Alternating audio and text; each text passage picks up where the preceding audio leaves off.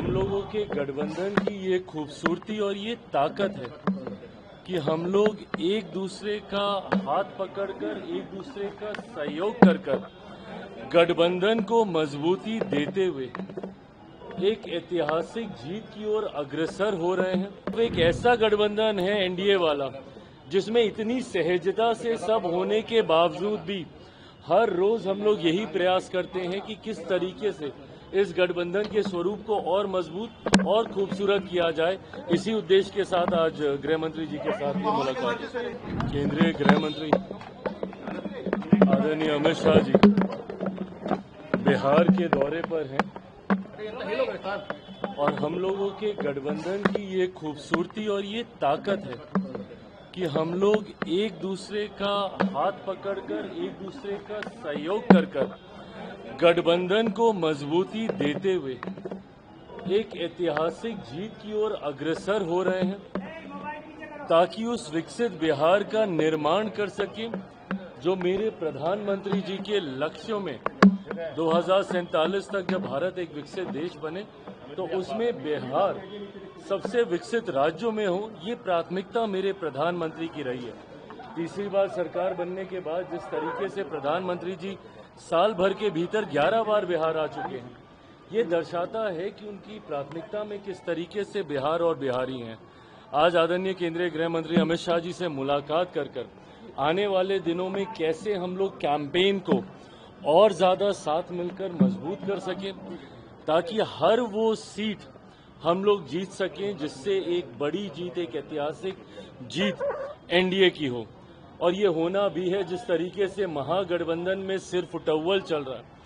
एक दूसरे के घटक दल के प्रत्याशी अपने ही प्रत्याशी के सामने उन्होंने नॉमिनेशन किया है, तो एक तरफ एक कंफ्यूजन वाला गठबंधन है, दूसरी तरफ एक ऐसा गठबंधन है एनडीए वाला जिसमें इतनी सहजता से सब होने के बावजूद भी हर रोज हम लोग यही प्रयास करते हैं कि किस तरीके से इस गठबंधन के स्वरूप को और मजबूत और खूबसूरत किया जाए। इसी उद्देश्य के साथ आज गृह मंत्री जी के साथ ये मुलाकात।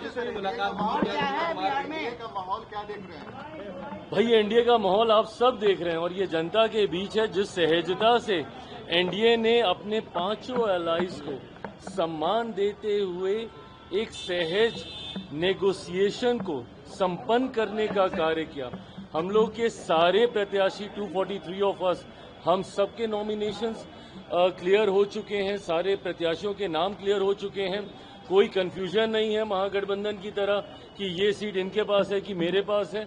ऐसे में ये क्लैरिटी होने के बाद अब हम सब लोग जमीन पर उतर चुके हैं, कैंपेन कर रहे हैं। आज मैं स्वयं, मेरे प्रदेश अध्यक्ष, उनका नामांकन है गोविंदगंज, अब वहां जा रहे हैं। तो हर कोई, हम लोगों ने तो अपनी कैंपेन की शुरुआत कर दी है। जहां महागठबंधन अभी तक एक दूसरे की दावेदारी को काटने का प्रयास कर रहा है। कौन कह रहा है कि तेजस्वी तय है, जब गठबंधन ही नहीं कह रहा है कि भैया तेजस्वी तय है। तो ऐसे में जनता या अगर इनके कार्यकर्ता अगर ये सोचते हैं कि जनता इनको स्वीकार करेगी, मैं नहीं मानता कि जिस गठबंधन के भीतर इतनी कंफ्यूजन हो वो बिहार को एक विकास की सोच दे पाएगा।